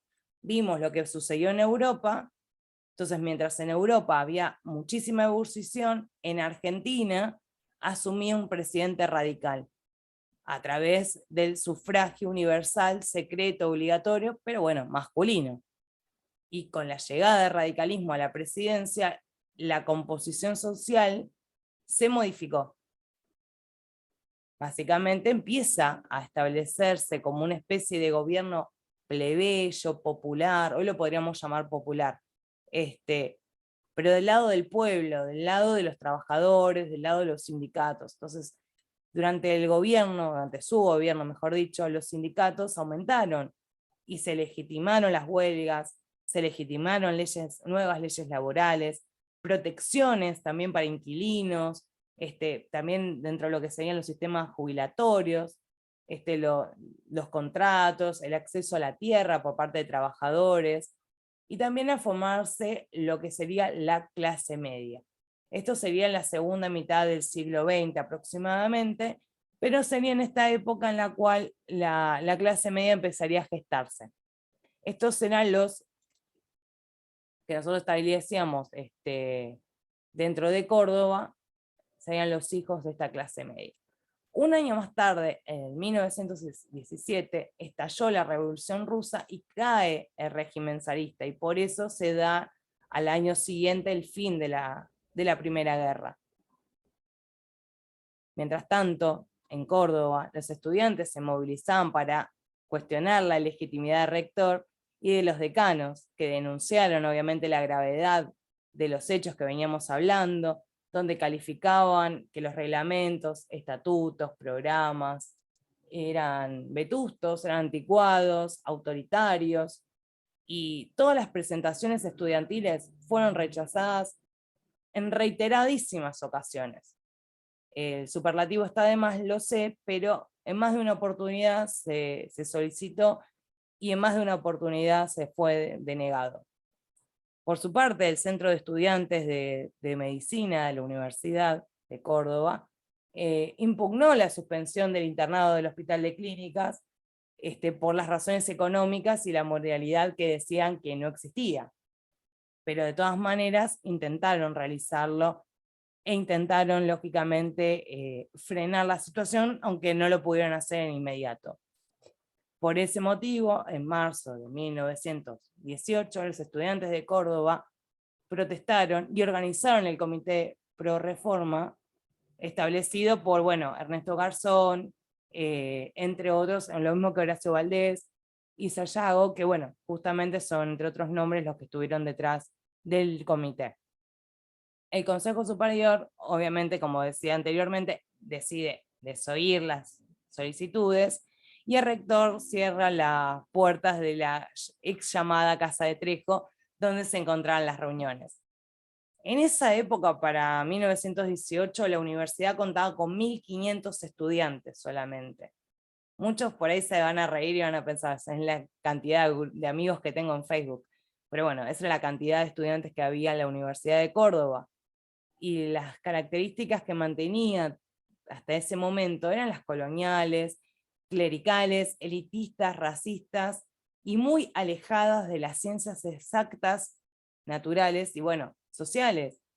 No estaba justamente con la realidad inmediata, pero estaba muy alejada de las ciencias exactas, de la realidad científica estaba muy alejada de la universidad. Esta cuestión de que ninguna mujer tenía acceso a estudiar en la universidad, era cierto, era lo que comentábamos anteriormente, necesitaba ser autorizada por su padre, su esposo o su hermano. Y lógicamente cada vez que algún estudiante mantenía algún tipo de reclamo hacia las autoridades universitarias, estos eran tratados de ateos en el orden religioso, eran unitarios en el orden político, y eran demagogos en el orden universitario. Básicamente eran la chusma de la sociedad de Córdoba, y no tenían nada que ver con este estudiante universitario elitista que pretendían formar. Los trataban muy mal. Por eso estos hijos de la naciente clase media, que comenzaban a presionar para lograr un mayor acceso a la formación superior y ser los protagonistas justamente del movimiento, eran ninguneados reiteradamente por no solamente docentes conservadores, sino también por autoridades de la universidad, como justamente el director de carreras o los decanos. Pero de todas maneras, estos estudiantes siguieron adelante, pese al ninguneo, pese a las broncas, siguieron adelante, y en 1918 la protesta con el nombre de Manifiesto Liminar, mejor dicho, la proclama, fue extendida no solamente a la Universidad Nacional de Córdoba, también, y gracias a la Federación Universitaria Argentina, se extendió por el resto de Latinoamérica, comenzando no solamente en Perú, como les comentaba antes, sino también en Uruguay. Y la juventud ya no pide, como dice el manifiesto. La juventud hace años que ya no pide. La juventud exige que se le reconozca el derecho a estudiar, el derecho a exteriorizar el pensamiento propio de los cuerpos universitarios por medio de sus representantes. Está cansada de soportar a los tiranos, ha sido capaz de realizar una revolución de las conciencias que no puede desconocerle la capacidad de intervenir en el gobierno de su propia casa. Este era justamente lo que decían estudiantes de la Universidad Nacional de Córdoba. En nuestra propia casa no pueden ser desoídos los reclamos de los propios estudiantes. La voz de los estudiantes debe ser oída. Por eso la universidad, mejor dicho, la Juventud Universitaria de Córdoba, por medio de su federación, saluda a sus compañeros de América y les pide que colaboren con la obra de libertad que iniciaron.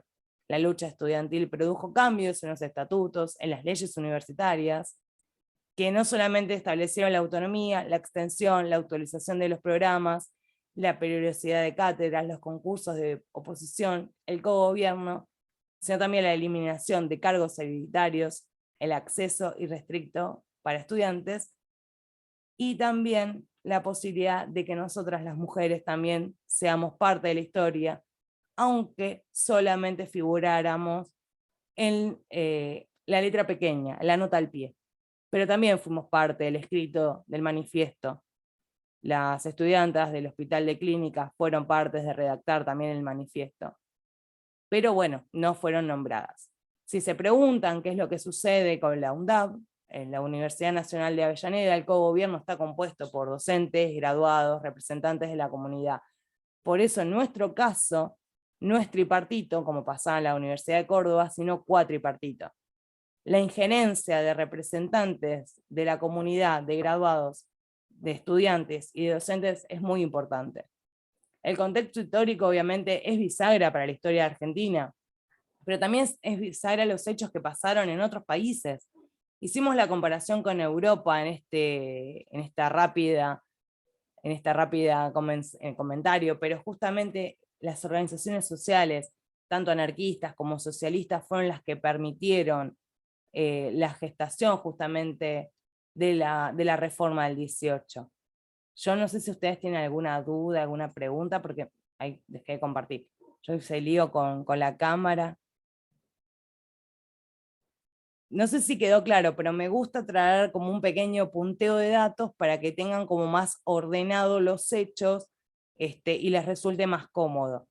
No sé si tienen dudas, consultas con respecto a la reforma.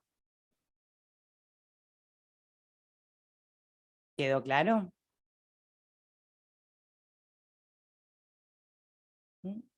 ¿Tan tímidos hoy? ¿Qué pasó? ¿O no se me escucha? Sí, quedó claro, profe. Por lo menos yo, incluso lo último que mostró UNDAP, eso es como que aclara un poquito más el panorama de todo el tiempo, ¿no? Como que un poco más democrático hoy que antes.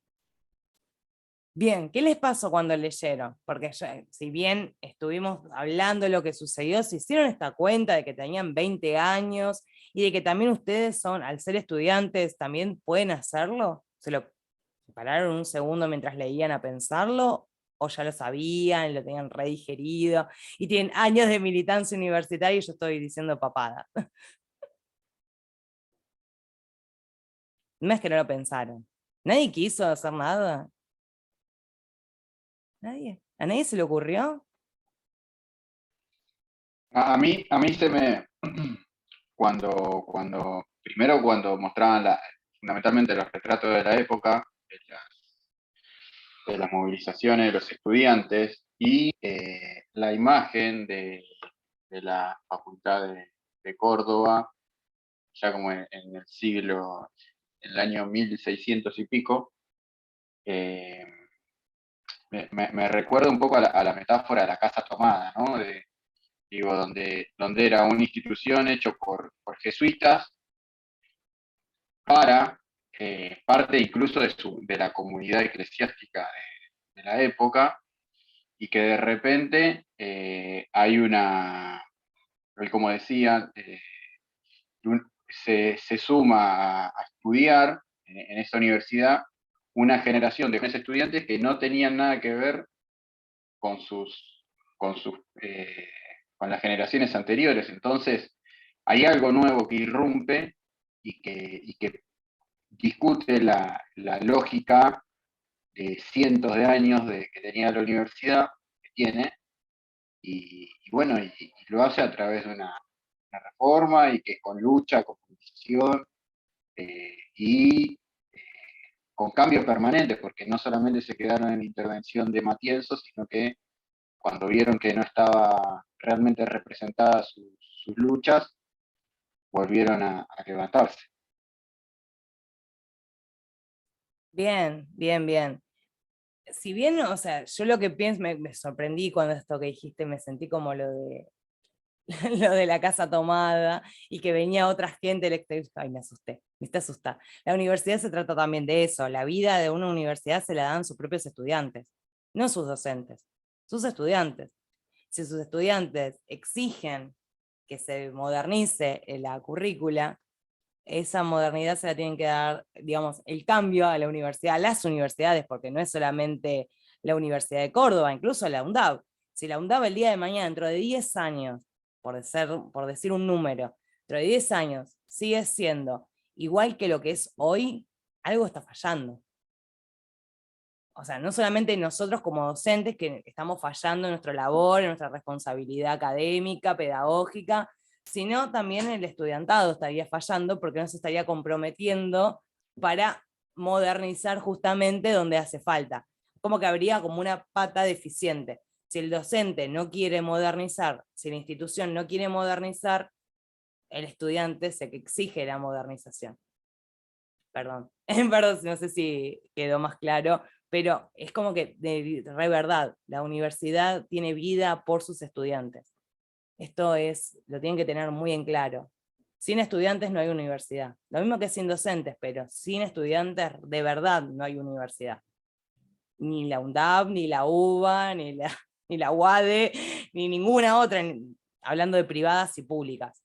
Pero por eso es tan importante, es tan bisagra este tema, porque es el que les da a ustedes la posibilidad, nos dio a nosotros como generación nueva, y me incluyo porque no nací en el 18, como generaciones más nuevas, nos da la posibilidad y nos dio el derecho, que hoy ya tenemos hipernaturalizado el tema de la participación estudiantil, centros de estudiantes, que las mujeres estudiemos, recontranaturalizamos que podamos tener un montón de accesos. Esto de poder ingresar a la universidad sin que nadie te pregunte de ¿quién es tu familiar? ¿No tendrás algún rasgo mulato en tu sangre? ¿Tenés tierras? Ya nadie les pregunta eso. Cualquier persona puede estudiar y eso es lo maravilloso. Y todo eso se lo debemos a la reforma del 18, porque a partir de la reforma se empezó a modernizar en el resto de las universidades que ya había. Entonces es muy interesante esto y ven cómo se empieza a desatar, cómo estos pequeños focos se van entrelazando unos a otros y pueden generar un gran cambio. Y el gran cambio es posible con organización y con lucha, obviamente. La lucha siempre está, porque si las bases no se mueven, todo queda quieto. Es parte de la responsabilidad nuestra como ciudadanos en hacer que se mueva y se modifique para bien, ¿no?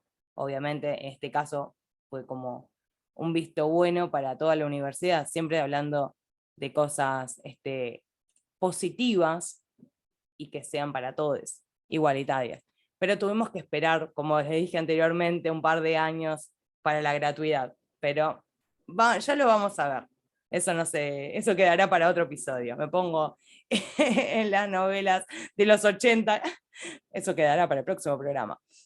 Bueno, si no tienen dudas con respecto a la reforma del 18, les doy la tarea, la consigna de la actividad, y si tienen dudas con respecto a la actividad anterior que hicimos, me puedo quedar un ratito más sin problema, y vamos comentándolo. Pero bueno, primero les paso la consigna y vamos de a poquito. Para el segundo trabajo práctico, lo que van a tener que realizar va a ser la presentación y la hipótesis del tema. El primer trabajo lo habíamos hecho solo con la presentación de un tema. En este caso van a tener que hacer la presentación y la hipótesis de un tema que merezca ser analizado. Por ello tendrán que redactar una nota de análisis con título, volanta, presentación e hipótesis del tema que van a tratar, que puede ser de lo que vimos, de la reforma del 18, o cualquier otro tema, e incluso pueden continuar la nota que hicieron en el primer trabajo. O sea, el trabajo que hicimos la clase pasada. O sea, si tenían un tema que la verdad que les interesa, que lo están continuando y lo quieren seguir profundizando, pueden utilizar el mismo tema de ejemplo para realizar este segundo trabajo. Como decimos siempre, el trabajo lo hacemos en clase, así que si lo pueden entregar en estas 2 horas sería genial. Si no, tienen tiempo hasta mañana, a las 00 de la noche, y me lo entregan, así me dan tiempo de corregirlos y devolvérselos, y si hay que hacer alguna modificación, también ustedes tienen tiempo de modificarlo. Profe, ¿cuál es la extensión que tiene que tener esta hipótesis? La hipótesis por lo general no lleva más que una oración. Por lo general las hipótesis son cortas. Por eso siempre la anterior corrección les decía, usen el esquema de Bastiñar, lo pueden usar de machete. Yo no soy una profesora que les voy a decir, no se copian. A mí esa estupidez me parece una tontería, perdón que me estoy grabando a mí misma, pero digo, pueden utilizarlo, el esquema, teniéndolo a mano, y usarlo de guía. E incluso otro tip que les puedo brindar es que al escribirlo, pueden escribirse entre paréntesis cada bloque, presentación, y escriben la presentación, hipótesis, y escriben la hipótesis. Y de esa manera ordenarse los bloques y les resulta más fácil. Pero eso queda a decisión de ustedes, como a ustedes les resulte más práctico realizar la actividad. De todas maneras, si hay algún tipo de error, si hay algo que cambiarlo, lo corregimos, no hay problema, por eso no se preocupen. Y para la clase que viene, van a tener que informarse sobre el 17 de octubre de 1945. Yo les voy a compartir un apunte, pero es a modo de sugerencia, como les comentaba anteriormente. Ustedes pueden buscar por otros autores o otra información. Siempre los apuntes que le compartimos desde la cátedra son a modo de sugerencia. Eso no implica que ustedes no busquen otros por su cuenta.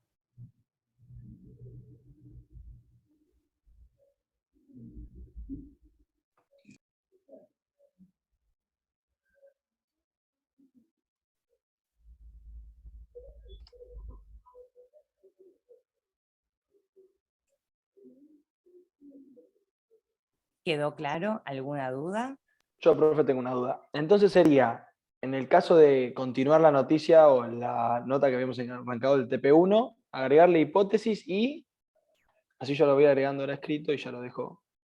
No, es simplemente pensar la hipótesis del tema que van a analizar.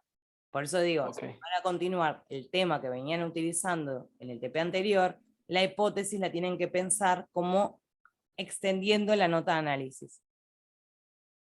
Podés agregar la hipótesis a la nota que vos ya hiciste, siempre y cuando esa nota esté bien hecha, obviamente. No tengo tu nota. Pero supongo que sí que está bien, Agustín. Como la de todos acá presentes. Pero no tengo las notas de cada uno a mano.